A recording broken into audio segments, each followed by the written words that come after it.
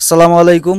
আজকে আমরা হাতিরার ইসলাম বাসকান্দি শিবপুর জিপির জেডপিসি ক্যান্ডিডেট। উনি উনার একটা ইন্ট্রোডাকশন দিবেন, আপনারা শুনেন। আসসালামু আলাইকুম। আমার নাম হানিফ আলম মজুমদার। আপনারা নিশ্চয় জানেন আমাদের শিবপুর বাসকান্দি জেলা পরিষদে আমি নিজেই প্রার্থী ছিলাম জেলা পরিষদ। এরপরে যখন মহিলা সুরক্ষিত হয় আমার বৌদিকে নিয়ে আমি নির্দল প্রার্থী হিসাবে নমিনেশন সাবমিট করেছি। আচ্ছা, আমাদের জানা মতো আপনি আদি কংগ্রেস মানে কর্মী, কিন্তু আপনি কংগ্রেসের টিকিট পাওয়ার যোগ্য ব্যক্তি হয়ে আপনি কংগ্রেসের টিকিট কেন পেয়েছেননি? আপনি যে আমাকে কোয়েশ্চন করেছেন অতি বেদনাদায়ক। আপনারা নিশ্চয় জানেন আমি আমাদের সাউথ বরাক স্টুডেন্ট ইউনিয়ন আমার যখন যাত্রা আরম্ভ হয়েছিল, আমার রাজনীতি যাত্রা স্টার্টিং থেকে আমার আরম্ভ হয়েছিল সাউথ বরাক স্টুডেন্ট ইউনিয়নের জেনারেল সেক্রেটারি। এরপরে আমি রূপাইবালী মন্ডল যুব কংগ্রেসের সভাপতি ছিলাম। এরপরে রাহুল গান্ধীর ফর্মুলায় লক্ষ্মীপুর কনস্টিটিউয়েন্সি 33টা মন্ডল, একটা টাউন মন্ডল মিলে একটা লক্ষ্মীপুর কনস্টিটিউয়েন্সি ছিল। সেই জায়গায় ইলেকশনে 2বার আমি উপসভাপতি হয়েছি। এরপরে আমি যুব কংগ্রেসের সভাপতি নির্বাচিত হয়েছি। এরপরে আমাকে দায়িত্ব দেওয়া হয়েছিল বিন্নাখান্দি ব্লক কংগ্রেসের জেনারেল সেক্রেটারি অ্যাডমিন। এরপরে আমাকে দায়িত্ব দেওয়া হয়েছিল পঞ্চায়েত সিলেকশন বোর্ডের মেম্বার। এরপরে আমাকে দায়িত্ব দেওয়া হয়েছিল বর্তমানে জেলা কংগ্রেসের সেক্রেটারি হিসাবে। বন্ধুগণ, আমার এই রাজনীতি যাত্রার মধ্যে আমি আমাদের স্টেটের বাইরেও আমি কাজ করেছি। আমি ত্রিপুরাতে আমি এআরও হিসাবে অ্যাসিস্ট্যান্ট রিটার্নিং হিসাবে 2বার আমি কংগ্রেসের হয়ে আমি ইলেকশন নিয়েছি। এরপরে আমাকে দলায় যে বাই ইলেকশন হয়েছিল সেই বাই ইলেকশনে আমাকে ইনচার্জ হিসাবে দায়িত্ব দেওয়া হয়েছিল মনিয়ারখাল জিপিতে। যখন মনিয়ারখাল জিপিতে প্রত্যেকটা সেই জায়গায় এমএলএ কেও দায়িত্ব দেওয়া হয়েছিল একটা জিপি। আমি যখন কাজ করেছিলাম all India general secretary strategy আমাকে কাজ দেখে এডিশনাল একটা জিপি আমাকে দেওয়া হয়েছিল, সেটা হচ্ছে ভুবন হিল জিপি। এরপরে ইলেকশনে খুব ভালো রেজাল্ট হয়েছিল। এরপরে আমাকে বর্তমানে আমাকে এরপরে সুনাইর ইনচার্জ হিসাবে আমাকে দায়িত্ব দেওয়া হয়েছিল। আমি নমিনেশন আমার বৌদিকে নিয়ে আমি যখন চেয়েছিলাম, যখন আমি এর আগে আমাকে একটা অ্যাসুরেন্স দেওয়া হয়েছিল। স্ট্র্যাটেজি বলেছিলেন যে যারা দলাইতে ভালো কাজ করবে তাকে প্রত্যেকটা স্তরে যে জায়গায় খেলবে সেই জায়গায় দায়িত্ব দেওয়া, তাদেরকে টিকিট দেওয়া হবে। তখন আমাকে বলা হয়েছিল যে দলাইতে যে কাজ করবে যে প্রত্যেকটা খরচ এক্সপেন্ডিচার নিজে বহন করতে হবে। সেই কথা মাথায় নিয়ে আমি দলাইতে কাজ করেছি। এরপরে যখন টিকিটের দৌড়ধাপ শুরু হয়েছিল আমি অত্যন্ত আশাবাদী ছিলাম, কারণ আমি একজন পুরানা কংগ্রেসী। সুখে দুঃখে এর আগে আমি একবার বলেছিলাম লক্ষ্মীপুরে যখন রাজদীপ গোয়ালা যখন বিজেপিতে চলে গিয়েছিলেন, ঝান্ডা উঠানোর মতো কোনো ব্যক্তি ছিল না। 3-4 জনের মধ্যে একজন আমি ছিলাম। সেটা তো খুব বাস্তব কথা। তখন আমি যখন বারবার দলের কাছে আমি প্রেসার করেছিলাম যে আপনারা আমাকে ডিপ্রাইভ করবেন না, এরপরে দেখলাম যে সেই জায়গায় একটা পয়সার খেলা আরম্ভ হয়েছে। আমি গতকালকে আমি বলেছি, যদি জেলা কংগ্রেসের কোনো ব্যক্তির সাহস থাকে আমার সঙ্গে টিভিতে বসুক, লাইভে বসুক, আমি সেটা তুলে ধরবো কে বা কাহারা বলেছিল বা আমার কাছ থেকে আমাকে প্রলোভন দিয়েছিলেন। যে আমাকে প্রথমে বলা হয়েছিল 30 লক্ষ টাকা দেওয়া হবে, এরপরে বলা হয়েছিল 15 লক্ষ টাকা দিলে হবে, এরপরে আরেকজন লিডার আমাকে বলেছিলেন যে 7 লক্ষ। আপনারা তো এসেছেন, যদি আমি নেতৃত্ব দিছি জেলা কংগ্রেসের বা আমি দলাইতে নেতৃত্ব দিচ্ছি, আমি লক্ষ্মীপুরে নেতৃত্ব দিয়েছিলাম, আমার বাসার সামনে আছে আপনার একটা বরাক নদী। আমার এটা পরিবেশটা আপনারা একটু দেখুন। আমি একটা মধ্যবিত্ত ফ্যামিলির ওই জিনিসটা আমরা মধ্যবিত্ত ফ্যামিলির এবং রুরাল এরিয়াতে আমি বিলং করছি, গ্রামে বিলং করছি। এত কষ্ট করে দল করার পরে আমাকে কেন বঞ্চিত করা হয়েছিল? আপনাদেরকে একটু সহানুভূতি ছিল না? যে দুঃখের সময় যে ব্যক্তি ছিল আপনাদের সাথে, আজকে ওকে ছাড়িয়ে দিয়েছিলেন। কিন্তু একটা কথা আমি বলছি, যখন বড়াইল বিহুতে যখন বি ফর্ম যখন ডিস্ট্রিবিউট চলে, আমি বড়াইল বিহুতে ছিলাম, ওরা ফোন করে ক্যান্ডিডেটকে ডাকছে এবং বড়াইল বিহুতে বি ফর্ম ডিস্ট্রিবিউট করছেন। হ্যাঁ, এই দলের তো আমি একজন সৈনিক। এরপরে যখন আমি বলেছিলাম যে আমাকে টিকিট দিতে হবে, লাস্ট মুভমেন্টে আমাকে পুলিশ লাগিয়ে সে জায়গাকে তাড়িয়ে দিয়েছেন। আমি দলের একজন সৈনিক, আমি কোনো অন্য কোনো কিছু তো নয়। হ্যাঁ, আমি একজন দলের সৈনিক। আপনারা কিভাবে আমাকে পুলিশ লাগিয়ে যে আমাকে সেই জায়গাতে তাড়িয়ে দিয়েছেন? আমি সেই জায়গায় থেকে আমি একটা বিশ্বাস আমার আছে, কারণ আমি সেই জায়গায় যখন নমিনেশন দেওয়া হয়নি, এরপরে আমি বাসায় এসেছিলাম। এই এলাকার মানুষ আমি জানি যে আমাকে দল বের করে দিয়েছে লাত মেরে, কিন্তু এই এলাকার প্রত্যেকটা মানুষের মনের মধ্যে, হৃদয়ের মধ্যে হানিফ এখনো আছে, যাদের মায়া মোহব্বত ভালোবাসা কয়েকদিন থেকে আমরা দেখতে পেয়েছি। হ্যাঁ, আমি দেখতে পেয়েছি। তখন আমি নিজে কন্ট্রোল করছি। আমাকে যেরকম মেন্টালিটি ভাবে, শারীরিক ভাবে যেরকম অত্যাচার করা হয়েছে, হ্যাঁ, সেটা কিন্তু মেনে নেওয়ার কথা নয়। এখন পর্যন্ত আপনারা আমাকে ইন্টারভিউ নিচ্ছেন, আপনারা নিচ্ছেন, কিন্তু আমি মেন্টালিটি প্রিপারেশন নয়। কারণ যে দল রক্ত মাংস মিশে গেছে, আমার ঘরের আমার বাচ্চাকে আমি সময় দিতে পারিনি, আমার মিসেসকে সময় দিতে পারিনি, আমার মা বাবাকে সময় দিতে পারিনি, কিন্তু আমি দলকে সময় দিয়েছি। কেন আমাকে বঞ্চিত করা হয়েছে? ওই জিনিসটা আমি আপনার মাঠ কাটিয়ে একটা কোয়েশ্চেন জিগাইলাই। আমরা এখন আইছি, আমরাও বাসান্দির থেকে আইছি, ওখানে আমরা দেখি আর অত দূরই থেকে আইয়া আপনার অত ভিতরে গড় হইয়াও মানে সব মানুষের আপনার যে পছন্দ আপনার নির্দল হিসাবে উবা করাইতরা। আর আপনি যে মানুষের লাগিয়া অত খাম করছেন যে আপনারা যে কোনো সময় আপনার পাওয়া যায়। আমরা যেমন শিলগাছ সেতু হইছে, অন্যর মাঝে আপনার পেপার কাটিং পাওয়া গেছে, প্রিন্ট মিডিয়া তো পাওয়া গেছে, একবারে ডিজিটাল মিডিয়া সব কানো আপনারা পাওয়া গেছে। এই যে একটা ছোট জায়গার থেকে বাইর হইয়া আপনি ডিজিটালি সব খানো পারে সব মানে পাবলিকর মানে আপনার হৃদয়ে যে একটা জায়গা বানাইছে, ওই জায়গাটা আপনার মানে এখন যে আগে একটা সাপোর্ট আসলো দলর, ধরো একটা সেন্টারও না হোক কি আপনার একটা দলের একটা সাপোর্ট আসলো। এখন বর্তমানে আপনি নির্দল হিসাবে উবাইতরা আর আপনার পোশাকে বোঝা যায় আপনি পুরা গাওয়ালা, এগুলো এমনি দেখতেও দেখা যায়। তে অন্তে কি আপনি পারো একটা অত বড় যে নাম হানিফ একটা আস্তা শিবপুর বাসকান্দি জিপি কো শিলচার কো বরাক বেলির মধ্যে 80-90% মানুষ আপনার নাম জানে। আপনার সোশ্যাল মিডিয়ার অ্যাক্টিভিটি সবে একটা ট্র্যাক করে সবেও জানে। আর 2-3 দিন ভিতরে যে আপনার একটা আপনি যে কথা কইছেন টাকার বিষয়েও বলা যেগুলা এগুলো অলরেডি প্রিন্ট মিডিয়াত আছে। তে এই যে ছোট জায়গার থেকে আপনার অত বড় পদ আপনি তো এরকম স্টেপ বাই স্টেপ বাইর হয়েছে। কিন্তু বর্তমানে আমার কোয়েশ্চেন হলো যে এখন যদি আপনি এই যে জেডপিসি আপনি নমিনেশন ফর্ম তো দিয়ে আইছেন, জিতার পরে আপনি কি কাজ করবাই আর কি রকম পাবলিককে মানে ইমপ্রেস করবাই? আমি আপনারা কোয়েকশন করার আগে আমি দুই একটা কথা আপনাদের সামনে তুলে ধরছি। বলেন। যে মানুষ যদি কোনো গরিব ফ্যামিলিতে মানুষ জন্ম নেওয়া মানুষের কোনো পাপ নয়। মানুষ প্রত্যেকটা সেক্টরে কাজ করে এটা আশা আকাঙ্ক্ষা নিয়ে। আমি জানি দিল মন মানসিকতা প্রত্যেকটা ক্ষেত্রে আমি দলকে আমি দিয়েছি। আমি জানি দল একদিন আমাকে এমন জায়গায় পৌঁছাবে সেটা আমি কল্পনা করতে পারবো না। দেখেছি তো, ইতিহাস আছে। আর আজকে যে আমাকে যে মাটিতে বসিয়ে দেওয়া হয়েছে সেটা আমি তো কোনোদিন কল্পনা করতে পারিনি। আমি শিবপুর বাসকান্দি জেলা পরিষদের যুব সমাজের কাছে অনুরোধ করছি, যেটা আমাকে যেটা করা হয়েছে কালকে আপনাদেরকে করা হবে।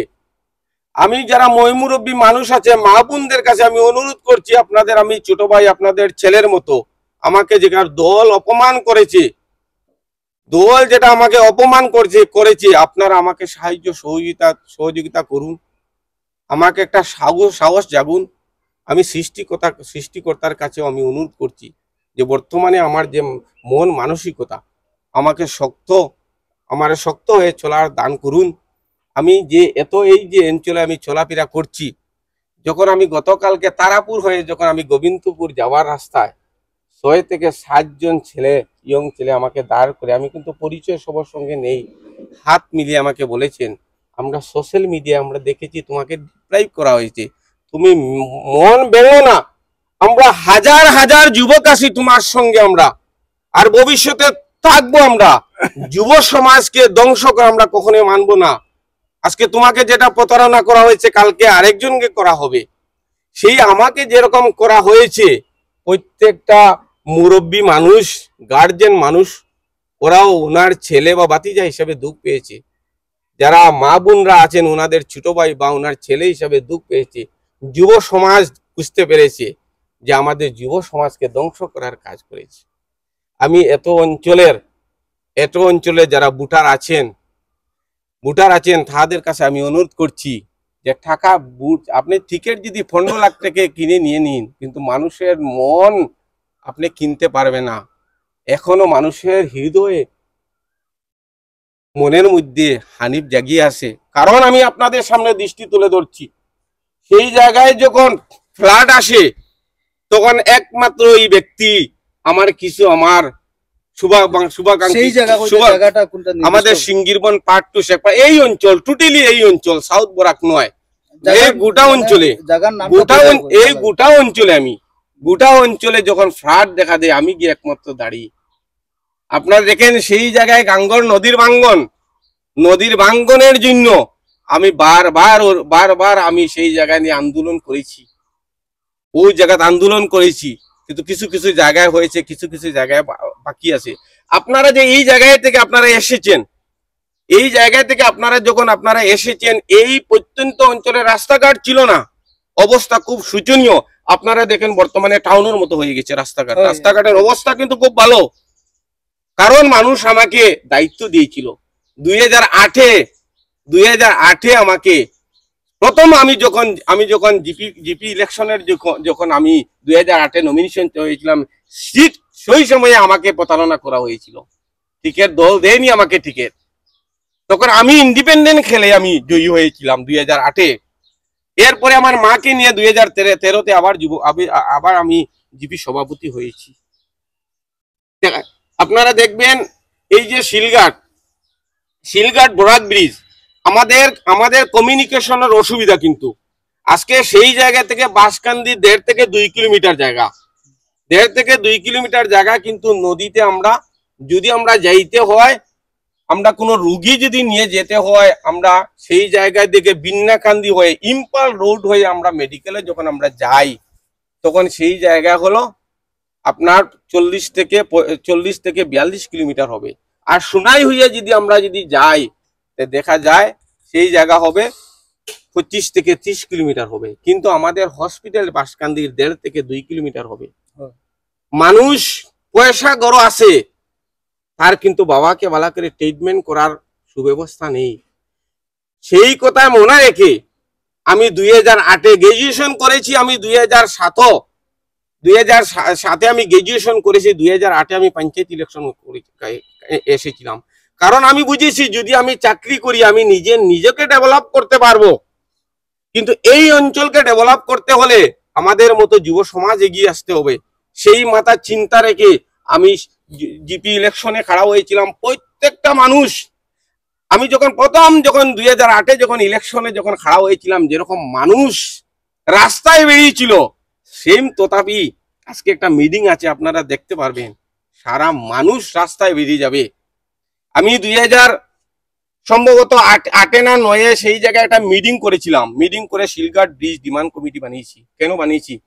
সেই জায়গায় আগেও আমি বলেছিলাম, তার মাকে সুন্দর ট্রিটমেন্ট দেওয়া, কিন্তু ট্রিটমেন্ট দেওয়া হে দিতে পারছেন না, তার বাবাকেও দিতে পারছেন না, কিন্তু টাকা আছে, টাকা আছে, তারপরেও মানে রোডের ইনফ্রাস্ট্রাকচার গুলা খুবই খারাপ। তার না কি হচ্ছে কমিউনিকেশন গ্যাপ, হ্যাঁ কমিউনিকেশন। কমিউনিকেশন কিন্তু ডিস্টেন্সটা বেশি। আমি দেখছি এই জায়গায় দিদি সেটা সলভ করতে হলে সেটা একটা শিলঘাট ব্রিজ করতে হবে। তখন আমি শিলঘাট ব্রিজ শিলঘাট ব্রিজ সেই জায়গায় আমি একটা ডিমান্ড মানে কমিটি আমি আপনার ভিশন 2009 থেকে ছিল। 9 থেকে তখন আমি 2009 থেকে আমি শিলঘাট ব্রিজ ডিমান্ড কমিটি আমি বানিয়েছিলাম।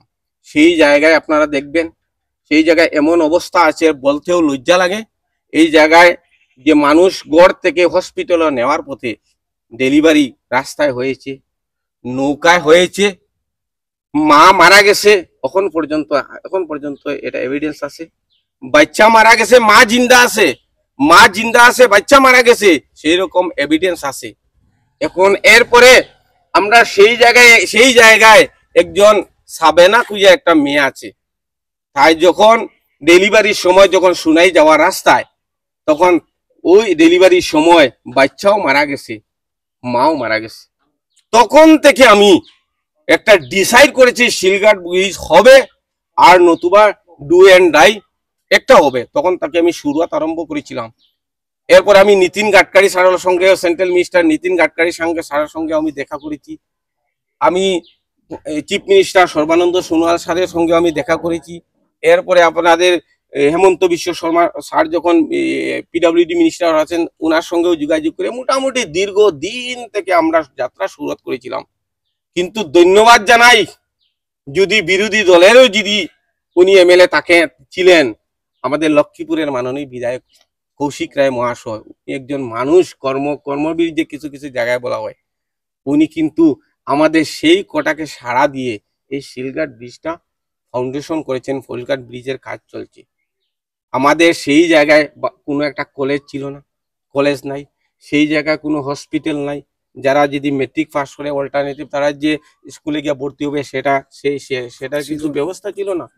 কারণ সেই জায়গায় তো নৌকা নিয়ে চলাফেরা হতো, সেই নৌকা নিয়ে সেটারে কিন্তু আমি একটা মোটিফিকেশন করার লাগিয়া সেটা আপনার আইডব্লিউটি তে সেটাও কিন্তু আমি পদক্ষেপ নিয়েছি, সেটা আইডব্লিউটি হয়েছে।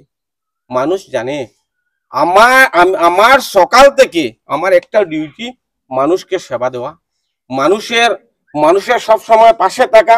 যে আমি আজকে ইলেকশন খেলছি আর আমি সেই কথা বলছি সেটা না, আপনারা প্রমাণ করবে। আপনারা যদি এরিয়ায় যদি আপনারা খবর নেন, আপনারা বুঝতে পারবেন যে প্রত্যেকটা মানুষের সুখে দুঃখে আমি ছিলাম এবং আসি। আপনার কথায় বোঝা যাচ্ছে আপনার মানে হৃদয়ে কত দুঃখ মানে ভরা আছে। এই যে এতদিনের মেহনত, এতদিনের যে আপনার কাজগুলা, আর সোসাইটি দেখে রে এইরকম কাজ সবাই দেখে, তারপরও মানে আপনার দল থেকে বাহিরে করার পর আপনি নিজে একটা ইন্ডিপেন্ডেন্ট ক্যান্ডিডেট হিসাবে খাড়া হইলেন। এখন পাবলিকের সাপোর্ট নিশ্চয়ই থাকবে, আসে, তার জন্য আপনি ইন্ডিপেন্ডেন্টে খাড়া হচ্ছেন। কারণ পাবলিকের যদি সাপোর্ট থাকতো না, তাইলে আপনার সাহসও হতো না যে আমার দল থেকে বাহার করার পর আমি ইন্ডিপেন্ডেন্টলি মানে নমিনেশনটা করার জন্য। তাই এখন কোয়েশনটা হলো জাস্ট মানে আপনি যদি জিতেন এই মানে কন্টেস্টে জেডপিসি, তাইলে তারপর আপনার নেক্সট স্টেপটা কি হবে? আর মানে আপনার ইউথের জন্য আপনি তো ফিউচার পাস্টেও করছেন, ফিউচারে আপনার ভিশনটা কি? আর কিরকম মানে সোসাইটিটাকে একসঙ্গে ধরার জন্য মানে রাখার জন্য চেষ্টা করবেন আপনি? আপনি আগে বলেছিলেন যে আপনি তো কাজ করছেন, এটা কোয়েশ্চন এরাইজ করছে। আমি আগেও আমি 2008-এ বলেছিলাম, 2008-এও দল আমাকে ডিপ্রাইভ করেছিল একদম, তখন আমি ইন্ডিপেন্ডেন্ট খেলেছি। তখন মানুষের উপর আমার আস্থা ভরসা আছে, মানুষ আমাকে সাহায্য সহযোগিতা করেছে। তখন আপনি বলেছেন যে ফিল্ডের ব্যাপার মানুষের উপরে আস্থা ভরসা আছে। আমার কোয়েশ্চনটা আমি কারেক্ট করি, তখন ছিল আপনার মানে খালি পঞ্চায়েত একটা জিপি এরিয়া ছিল, এখন আপনার এরিয়াটা বড় হয়ে গেছে না? এরিয়া যখন বড় হয়ে গেছে, তো বড় এরিয়া থেকে আপনি কি রকম মানে সমাল দেওয়ার জন্য বা ইউথকে কি রকম একত্র করে থাকবে, সোসাইটিকে কি রকম মানে এক করে চলবে, মহিলা পুরুষ বড় ছোট সবকে মানে কি রকম আপনি অ্যাট্রাক্ট করবে আপনার বিষয়ে, আপনাকে বুট দেওয়ার জন্য, সেটা আমি আপনাকে কোয়েশ্চেন করতেছি। আমি তো এখন দায়িত্ব নিচ্ছি 5টা জিপি। আমি দীর্ঘ 12 বছর আমি 33টা জিপির আমি দায়িত্বে ছিলাম, সংগঠনের দায়িত্বে আমি ছিলাম। সংগঠনে আপনারা দেখবেন আমার কিন্তু রূপাইবালি জিপিতে আমি জিপি সভাপতি থাকা কিন্তু আমি সীমিত ছিলাম না। এই যে পুরান বাজারে যেটা রাস্তা ছিল, রাস্তা বর্তমানে হয়েছে বিধায়কের সাহায্য সহযোগিতা, কিন্তু সেই জায়গায় আমি আন্দোলন করেছি।